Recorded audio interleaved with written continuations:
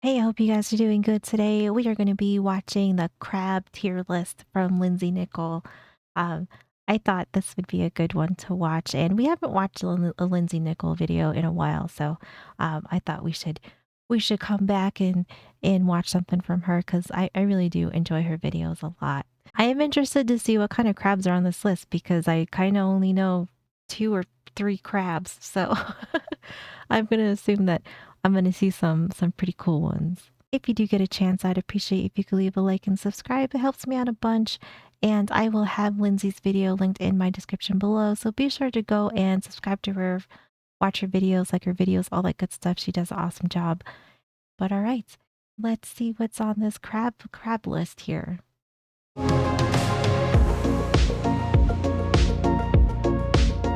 You become a crab, but you cannot give precise answers. Did you do it? Perhaps. You already know what the fuck is up. It's time for craps. My God! Okay, it's happening! Everyone likes craps. Everyone wants to be a crab. At least on this channel, you guys are nuts about craps. Crabs are the obvious ideal form. So today I'm going to introduce you to some cool crabs I think that you will like, with more and more emphasis on the think as we go along, because the crabs tend to get more heinous as the video goes on. By the end of it, I genuinely don't know if you will even stand to look at them, but I'm gonna... What? No. Oh God, we're gonna see some like really cursed crabs then. I'm ready. I'm here for it. try it out anyway. So, here are some craps I think that you will like.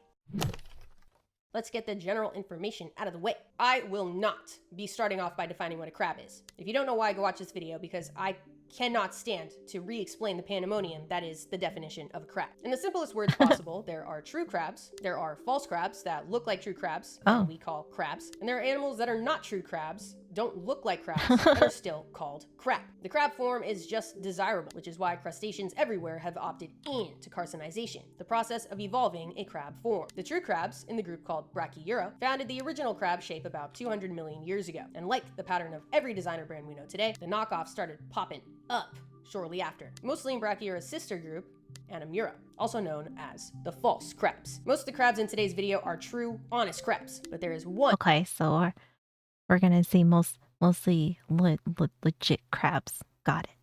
False crab worth mentioning. So, okay. Let's start off with the true Minus crabs. one. The first one on our lineup today like to get dressed up and fancy. The decorator crab, which is not just one crab, but describes an assortment of species that use various items to decorate their bodies. They're covered in these bristles called setae that kind of function like Velcro. They use their pinchers to grab some sort of material and then rub the material all over their setae until it gets attached, getting hooked onto it or tangled in it or impaled by it.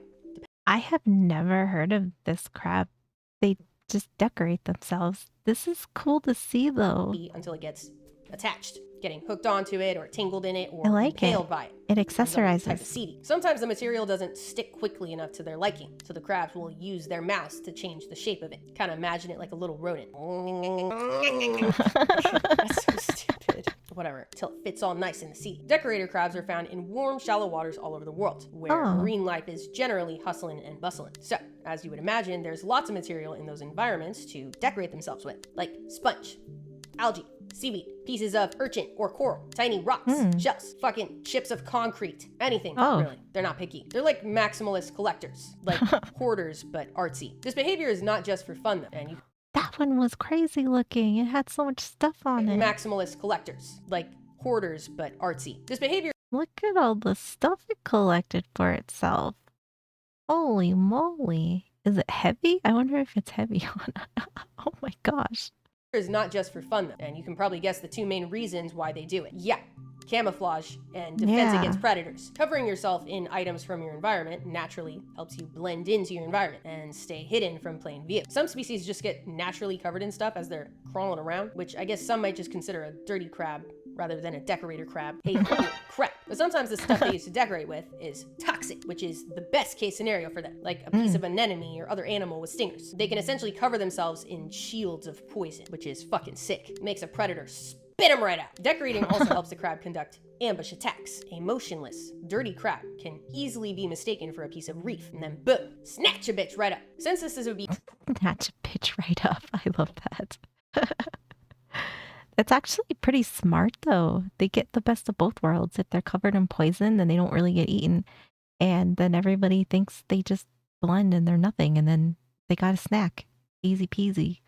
behavior, it would be pretty much impossible to figure out when this started happening, but scientists do have a good idea of why the behavior evolved. It seems to be linked to their feeding behavior, which also involves finding materials they deem suitable. It's thought that early decorator crabs attach material to their CD with the intention of eating it later. Already a smart as fuck thing to do, but also came with the added benefit of camouflage, an instant advantage over their competitors. So they got camo, which also acts as a snack. That's good. That's good. As fuck thing to do, but also came with the added benefit of camouflage, an instant advantage over their competitors, since they likely stayed hidden from predators more effectively, allowing them to survive long enough to pass on their genes at a higher rate to the next generation. This eventually turned into attaching material for camouflage alone, instead of stored food. But some decorator crabs do still eat their decorations from time to time, just hopefully not the concrete, unless that is their next ideal form. The next crab on this lineup is a specific type of decorator crab, called the arrowhead crab, or arrow crab. They kind of look like they're made out of toothpicks, and I love it. They're found in shallow water habitats all down. Oh, yeah, I don't think I've ever seen this one. It has like almost like twig legs.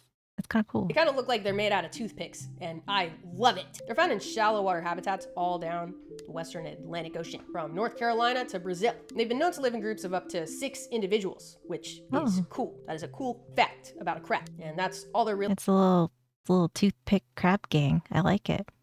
I like it. 6 individuals, which is cool. That is a cool fact about a crab, and that's all there really is to them. Just cool toothpick looking crab. So, fair enough. Next, this next one, I don't know if it could be considered a decorator crab because they hold stuff in their pinchers rather than attaching stuff to their CD, but I'm keeping them in the same general group for the sake of organization. I think you will like them because they are cute, but also feisty. Another true crab, the pom-pom crab, also known as Hawaiian boxer crabs, because they carry around venomous sea anemones as boxing gloves. Despite that name, they don't actually use... They look like little cheerleader crabs. I love it. I love this. They look angry and cute at the same time. And their legs are kind of cool. They look cool. I like the markings on them. Because they carry around venomous sea anemones as boxing gloves. Despite that name, they don't actually use the sea anemones as boxing gloves. They mostly just wave them around, like cheerleaders with menacing pom-poms. Scientists aren't too sure why they don't actually box with them, because it seems like a reasonable thing to do. They've witnessed pom-pom crabs getting into little duels, but it's mostly just threat displays rather than an actual respectable punch. It's essentially all the shit talking that leads up to the boxing match, and then no boxing match. It just... That's probably really cute to see, though. I love that. ends.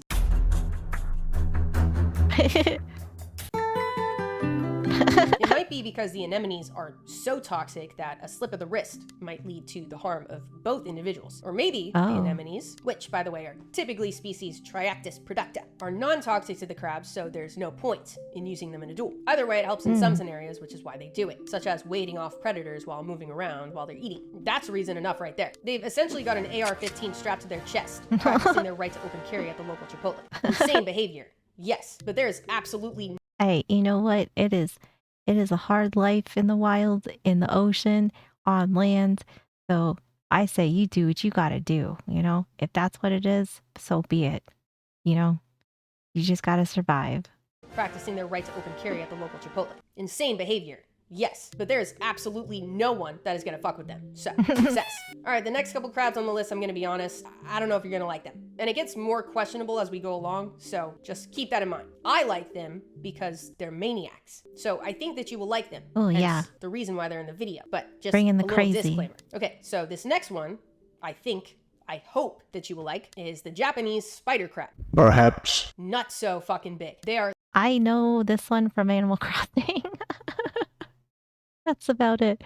But they are really cool. The largest crab and even largest arthropod alive that we know of, but the largest getting to 12.5 feet across, legs included in that, of course. Some of the arthropods we're about to get into in the History of Life series are often cited as the biggest of all time, but I've only seen numbers between like 8 to 10 feet. So am I crazy, or does that make the Japanese spider crab the biggest arthropod of all time that we know of? I guess it depends on if you think the legs have a right to count that much, but... I feel like you should be able to count the legs. Yeah. Then you would have to measure all the legs. So I think we should include the legs. Yeah.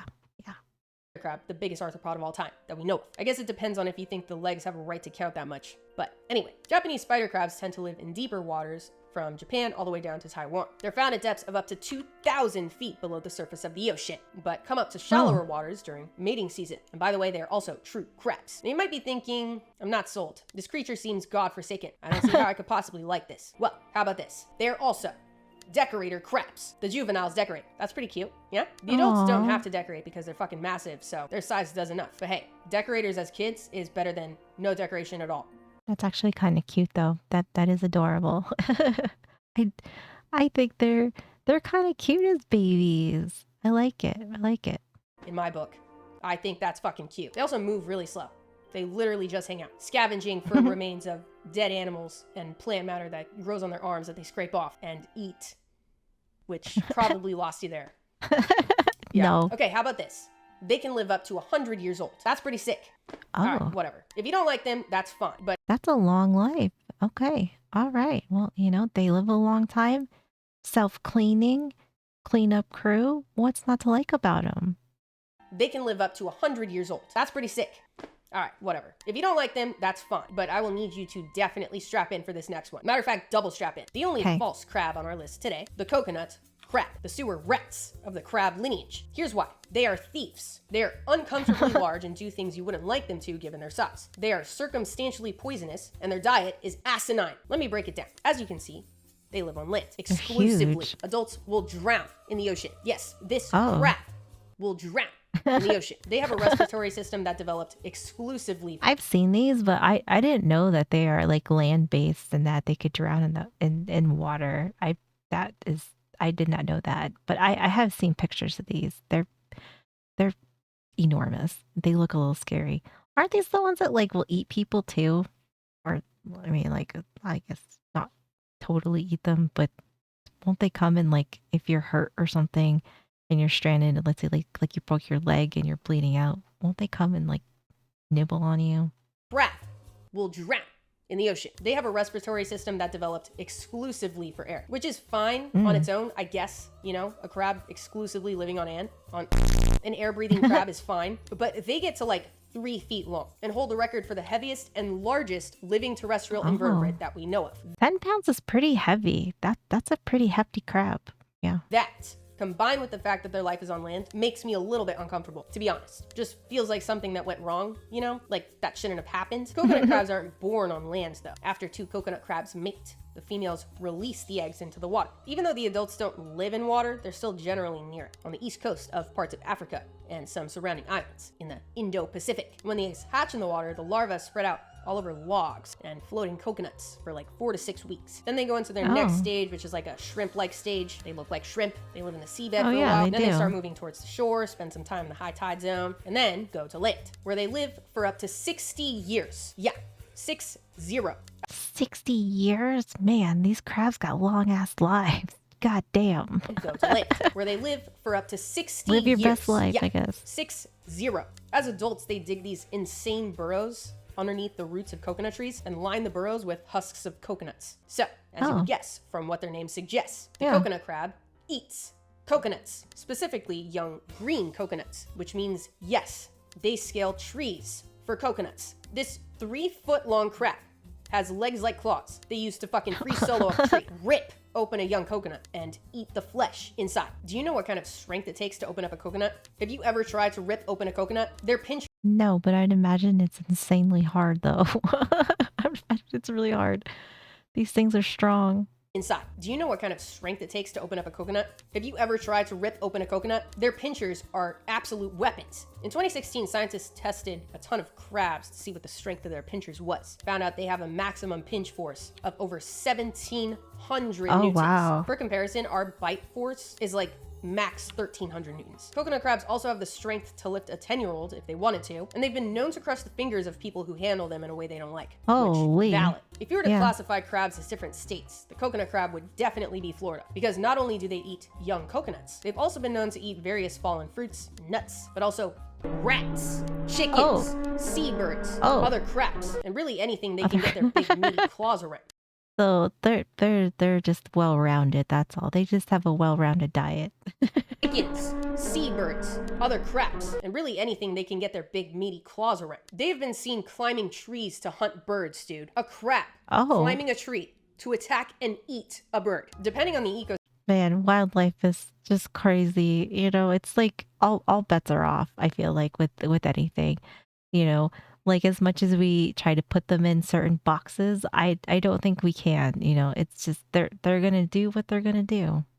dude. A crab climbing a tree to attack and eat a bird. Depending on the ecosystem, they can function as the apex predator, that shouldn't be allowed. This reputation has led to a very unusual coconut crab conspiracy, the CCC, if you will, that suggests the reason why Amelia Earhart was never found Oh, yeah, is because this, she was yeah. eaten by coconut crabs. But what is not a conspiracy is the fact that they are thieves. Coconut crabs are also known as robber crabs. They have been seen stealing various items like cookware, clothes, and cutlery. They have been seen fighting What? over a watch from a pile of clothes. And one was seen dragging a bottle of whiskey behind it, which is just obvious sewer rat behavior. And finally, It is, but I kind of love it though. I kind of love that about them that they're just collectors. They are just collectors of the finer things.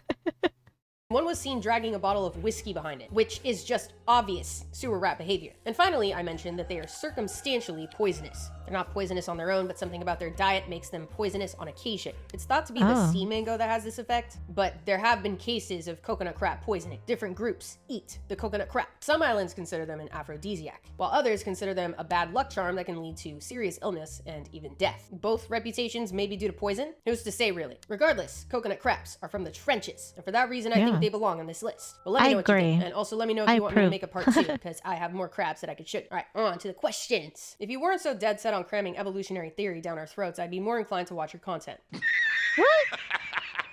Be nice to her.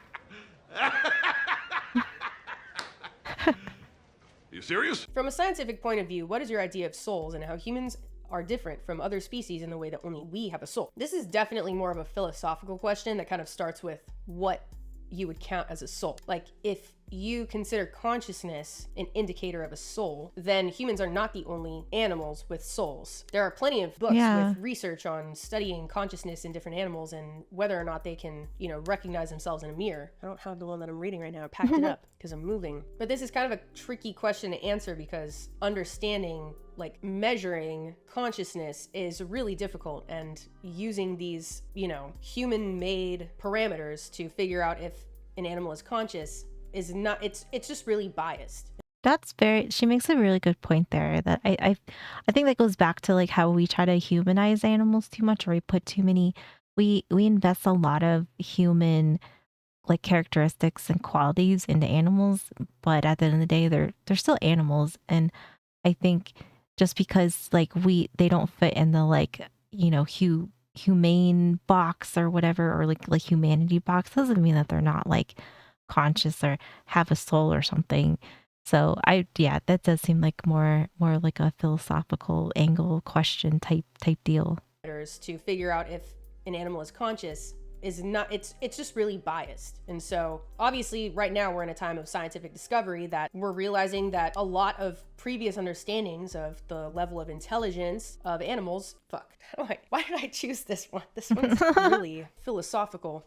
No matter what we do when we study other species, we're going to be biased in our understanding of the species because we just can't possibly separate ourselves from the human experience. So True. our understanding Very of true. what animals have a soul, i.e. consciousness, is just going to be really flawed, I think, for a very long time. And as time goes on, we're going to... That probably makes it kind of puts them in like a weird realm maybe, or like a really, really gray area probably.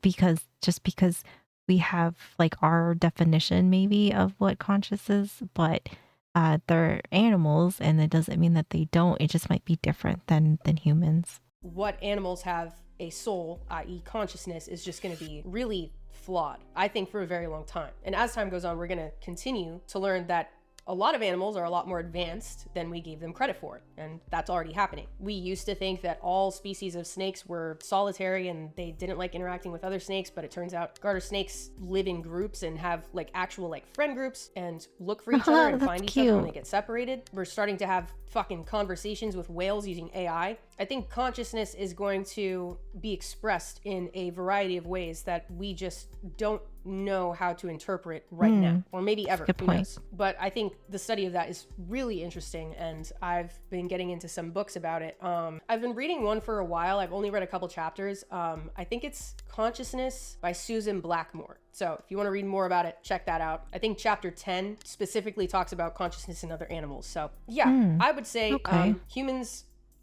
are not as unique as we think. And I'm excited as time goes Yeah. on to learn even more proof of that. If you have a weird animal you want identified or a question you want answered, maybe not necessarily as deep as that one, but if you want to, go ahead. Let me know in the comments and I might feature it in the next video. So be sure to subscribe so you don't miss it, and so you don't miss the next episode of the History of Life on Earth that we know of. Check out my Patreon for our Discord server and live streams. And for now, stay curious. The world has a lot for us to learn. See ya!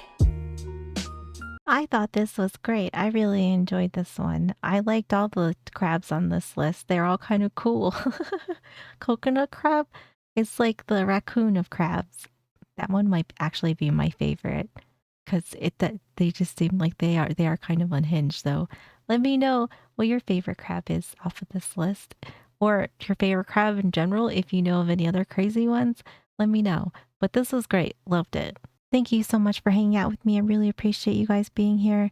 Be sure to go and like and subscribe to Lindsay Nichols. She does an awesome job, and I just like all her knowledge and the way she does her videos. She's awesome. So be sure to go give her some support. But that's going to do it for me. I hope you guys have a great day, and I will see you in the next one.